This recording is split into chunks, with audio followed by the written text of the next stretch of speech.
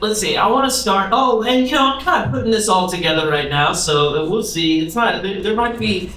I have profound attention deficit disorder. So there might not be anything in the way that transitions. We're just throwing stuff at the wall.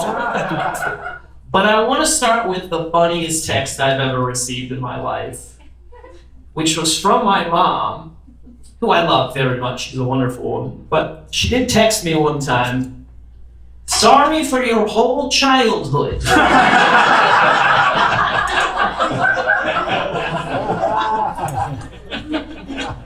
That's a phone call.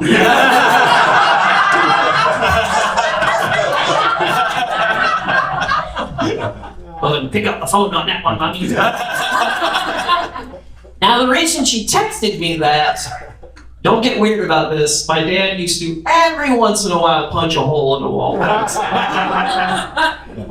Anybody else have a punchy pop-up? Mad daddies. That sounds great, because when you go to elementary school and the kids are like, "My dad can beat up your dad," and you're like, "I don't think so, Ryan."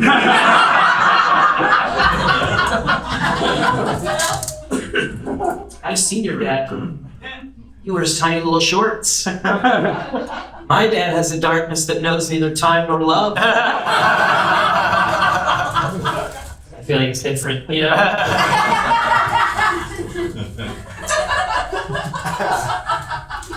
So because of that, it took me a long time to get married. I got married last year. It's great, man. I love it. I love my wife, which is nice. I like her. I like my wife, which is the correct call. I feel like a lot of comedians are like, "I hate my wife and children." You're like, Jesus. I don't think you're a breeze either, dude. You're speaking into a microphone about how you hate your son. Like, you gotta have breakfast with him tomorrow. What are we doing? Yeah. I love my wife. She's a gamer. Any gamers here? Oh, yeah, nice. Cool. James, what do you play as you're gaming? What are you gaming on these days? Sonic. You're playing Sonic? Sonic. Is there a new Sonic? Or is this... Oh, okay. Is it like dark and gritty Sonic? Yeah. It is. Does he wear like fingerless leather gloves? How did they make him? How did they make Sonic? It's like in Shadow. The Shadow's like, "Oh, Sonic." I'm sorry, we talked. I didn't ask you, dickhead. You're going to the microphone. I walked in on my cousin who was playing Grand Theft Auto for the first time. And I was like, "Oh, look, I remember when video games were about marbles sometimes."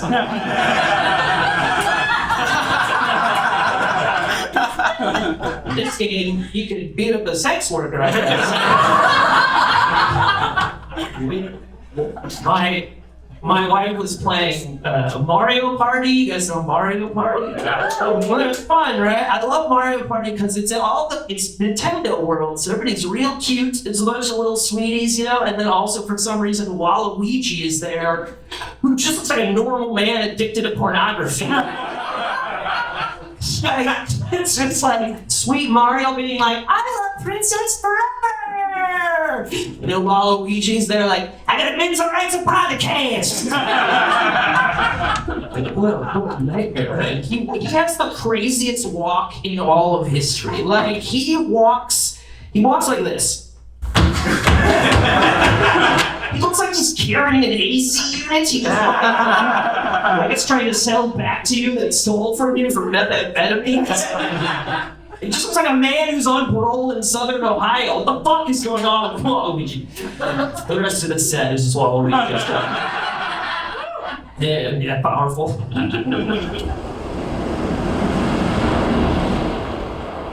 I know I love my wife because she does things that should be annoying, but I love them. Like, yeah, she doesn't stop talking when she yawns sometimes. Has anyone ever seen that? It's insane. It looks like something from Aliens. It's hard to describe. She goes, so it looks like this. She goes, "Hey, honey, you ready to go?"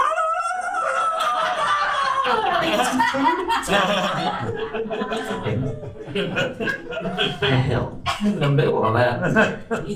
We got a dog together. Oh, hell yeah. You know this room is full of good people because we really care for dogs so deeply.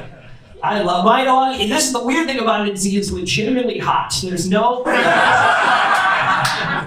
hot stomach, and he's like shredded. People like lean out of their cars and they're like, "That's a beautiful dog." But his name, we came with the name Cody. We came with the name Cody. We didn't change it because my wife didn't want to confuse him, I guess. And Cody's fine. I got used to it, but it is a frat guy name. Like I'm just waiting to wake up for breakfast and have him come in and be like, "Hey, Dad!" The Malibu Jiu-Jitsu community is a pretty tight-knit family. Damn it, we got a jock on our hands.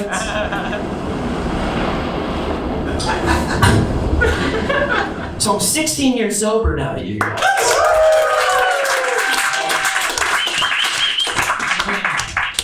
It's good. Your claps are keeping me off. Come on, I love being. It's true. I love being sober. I really do, and I've had to embrace like spirituality because truly meditation is the closest I can get to Xanax. Like that's as close as I can get, and I love it, man. I'm currently practicing. It's called loving kindness. It's a Buddhist practice, which is hard for me because I'm wildly judgmental. Because I'm white. White people were filled with rage. And if you don't think you are, it's worse than you thought it was. It's good, but I try to just view strangers with loving compassion, and it's beautiful and also challenging, right? And I've had a couple different experiences recently that made it hard, Well, I did get into an altercation at Flappers Comedy Club.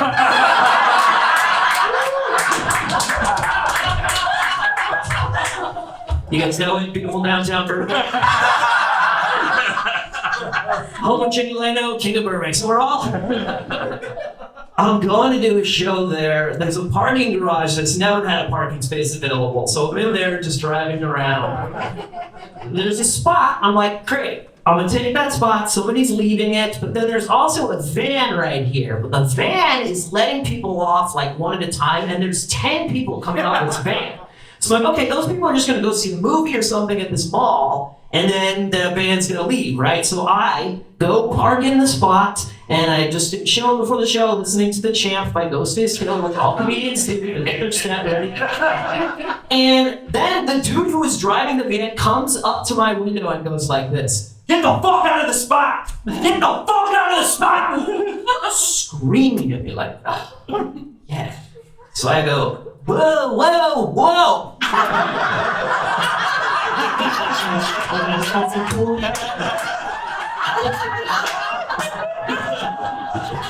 It could have been worse. Like, I didn't just start pissing. He thought like you guys did, because then he goes too. Goes, whoa, whoa, whoa! He thought he stopped assaulting me to make fun of me. I was like, So I leave, I pull out of the spot, I'm like, I'll go, all right? But then all these people from the van are still standing there, okay? And they're kind of blocking me. So I said the most embarrassing sentence I've ever said in my life. I go, "Who are you people?"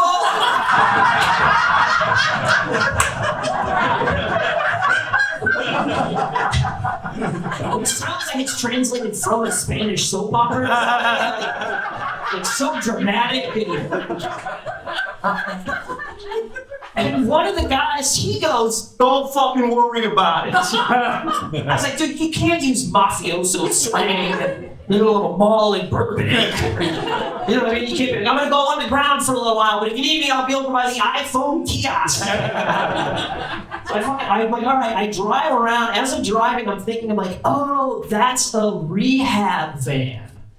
That's what that is. And I should have known it because they all look super dehydrated. I don't know what it is, but nobody drinks water in their first 5 years of sobriety. So I'm like, all right. So I park. Then all of a sudden, all these fucking dehydrated zombies, I didn't say that because they're my people, right? So they're walking around me, and I was like, hey guys, I found a spot, no big deal. And one of them is trying to be nice, and she goes, what movie are you going to see? And I go, I'm not going to see a movie, I'm going to do stand-up comedy right now. She goes, are you going to talk about this? And I'm like, I probably am, actually. I just think it's funny that 2 weeks ago they were all smoking cocaine together, and now they have to see Despicable Me. 3 in the afternoon, like that makes my day less insufferable. So that was one. Then also not that long ago, I was doing a show and a host, right before he brought me on stage, proposed to his girlfriend. What do we think? It was a good call. And this is at the clubhouse right down the street where they only allow bad improv, which I think is cool. Good night, you can't do it there. I don't know why, that's just the standing rule. I performance, that's fine. I can say that shit. We got a clubhouse member right there. We seen some shows there. Dude gets on one knee, pulls a ring out.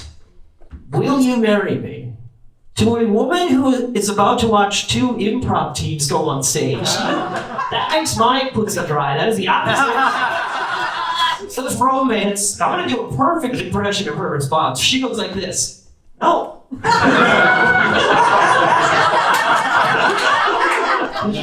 She's correct. That's the right response. He goes, ha ha ha, can I talk to you for a minute? They go outside. For 2 minutes, which is 11 years in stage time. Blank stage, except for there's a band there, but they don't know what to do. They're like trying to vamp. All confused, but it's like hard to catch rhythm when you just witnessed a tragedy. 2 minutes of that insanity, and he comes on stage, says nothing, ha ha ha, ladies and gentlemen, Mort Burke.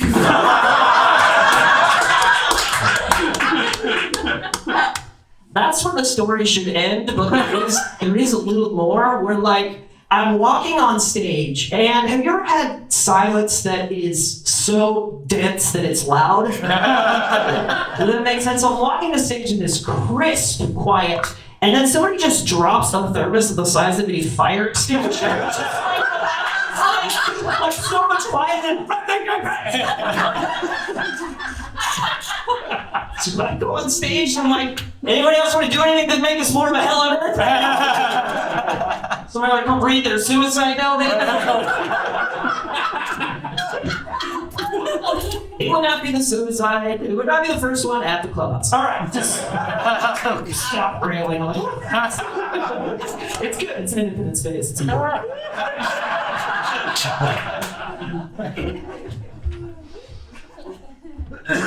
Bless you. So I'm doing the loving kindness thing, and you guys see why I need it? Yeah. See why I need it. So I'm doing it, and I'm just having these interesting experiences, like the way we group people. Like I really like younger people. Like I'm just easily, I don't know, I empathize with them. I'm very sensitive. Younger generations tend to be more sensitive than the older ones, you know, and I just think they haven't had a pretty easy time being born into this world, you know. It's been easy for them.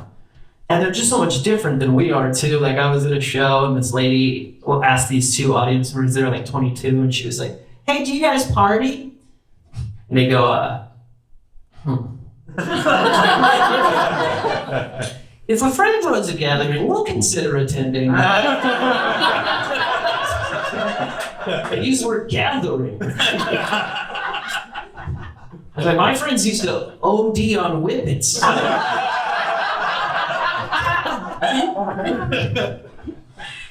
There was one time I remember, this is one of my great teenage memories, is when you're when you're 20 years old, there's nothing to do, and we were all pretty much about to black out. We were all drinking on Christmas Eve, and we decided to drive to Mexico in my friend's Astrovan, and I just remember my brother driving and slamming a beer and then going, "The driver needs another!" And so it tossed him.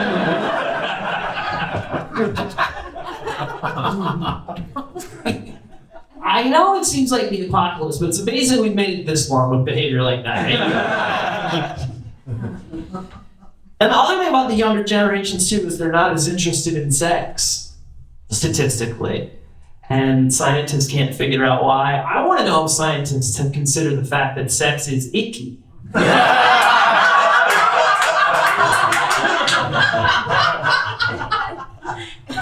It's a real yuck zone.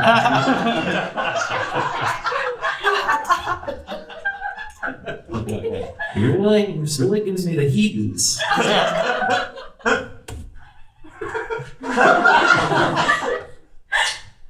And frankly, the jeebies. If I'm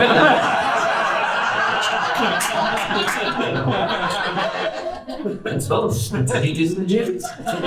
Doesn't heebie-jeebies sound like a phrase we're going to find out is anti-Semitic?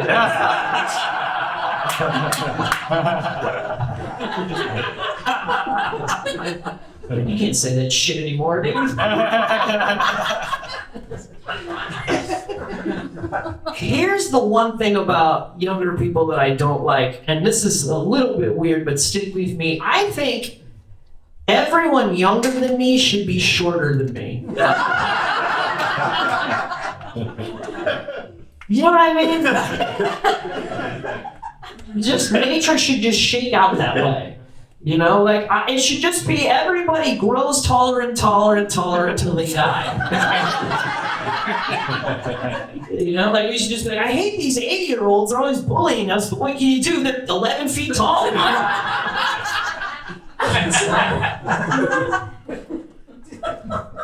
And then I have a harder time with the elderly. Like, I don't know. It's just, you know how, right? It's the boomer thing. And there's just this generational divide thing that is just challenging, which I think is a shame because I really believe this, that culturally we lack wisdom because we worship youth in America. We always have, right? So there's no elders in America at all. So there's just a cultural loss, but there's no wisdom, you know? And all we have to do is just ask older people, and they've experienced life. They can share that with us, you know. And I really believe that until one of them hits my car, and they're like, they should all pass away.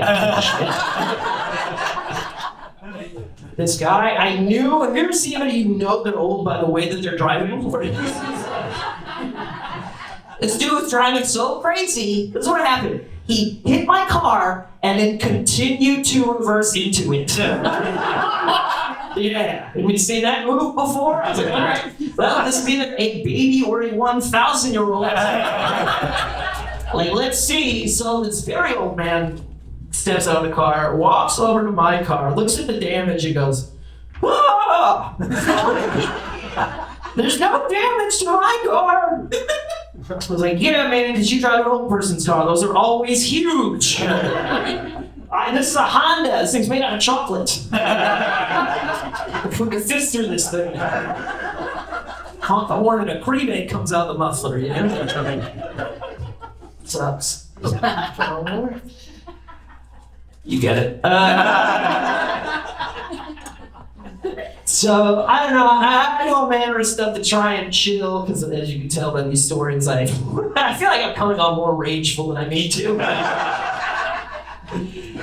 But I love movies. That's can be a very calming thing for me. I recently watched Gangs of New York for the first time in a while. Yeah, Gangs of New York, Scorsese movie with Daniel Day-Lewis and stuff. It's ridiculous. It's a silly movie. It's a hot take, right? Because Scorsese's people love him and stuff. But this movie is so male. It's kind of humiliating. It's like, you know how men are actually way more dramatic than women, but they never admit it, so they have to like cry about football or whatever, you know?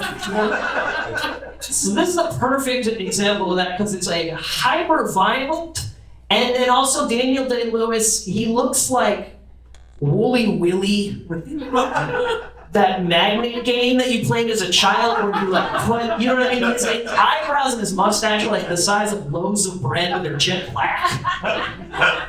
And there's a point in this movie where Daniel Day-Lewis, our greatest actor, throws a knife like this at Cameron Diaz and goes, and then he looks directly down the barrel of the camera and goes, whoopsie daisy!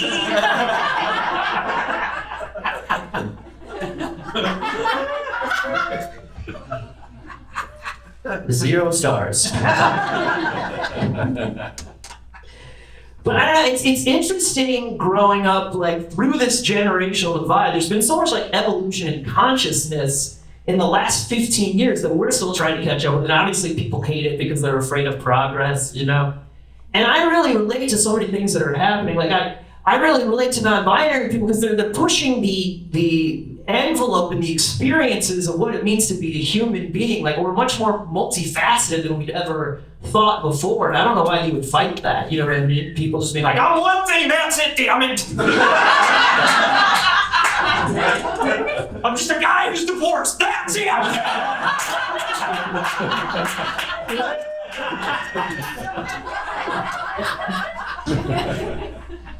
And I empathize with that because I'm a cool nerd. Which, that wasn't a thing when I was a kid. It was only you were a nerd or a jock. You never wanted the nerds murdered for some reason. I don't know why. Never better exemplified than the movie Revenge of the Nerds, which is just 6 autistic guys and a gay man. Those were nerds back then. You know, I don't know. Yeah, it's just... And I know, yeah, you've seen that, right? And the quality of writing for the gay character is that you know he's gay because he throws a javelin all the time like this. Anyway, the 80s were a nightmare. I realize now this set also makes me seem anti-movie, which is kind of But and I know the multifaceted thing. I see it more and more. Like my wife has friends that are nerd jocks, which means that they're like shredded but also nervous. Yeah, it's great. I just love these guys. And I really do. I don't know, man. I feel like this like more and more, especially exploring kind of spirituality, like I do, that things are, especially now, are both a terrible nightmare and also so beautiful at the same time.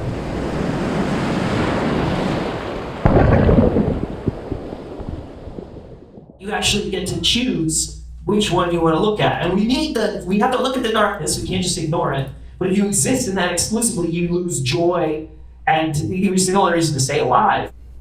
And I know that these things happen at the same time. Here's a good example of that. So I'm hanging out at Barnsdale Park. You guys know where that is? Yeah, it's like, the spot in Hollywood, which is just like this jewel for some reason. There's like, it's like a meadow with babies and people are picnicking and stuff. It's amazing. And I saw this lady.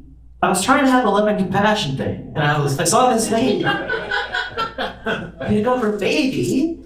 And it was so beautiful, like opened my heart immediately. Like the trust and the faith was so profound and it was like rippling off them in waves.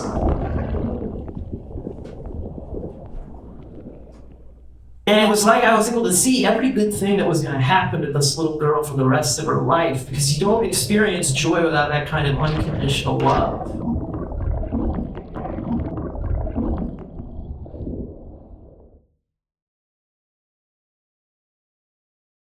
And this is right next to Hollywood Boulevard, where one time I saw a guy pissing into the street like this. Yeah!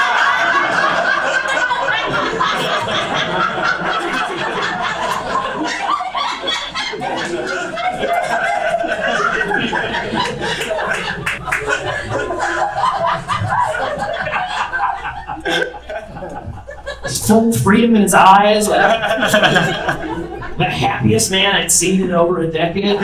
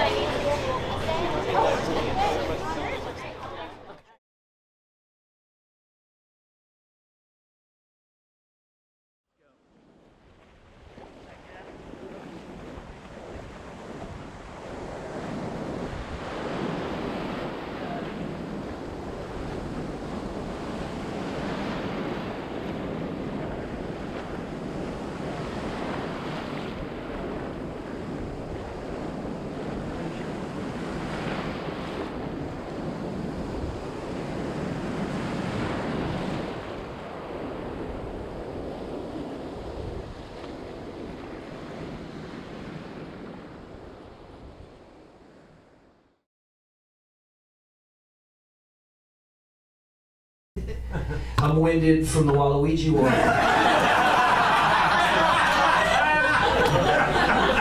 Noted. That's the fun thing about getting older, stuff changes. Like, for example, now sometimes I leave McDonald's and then my fingers hurt.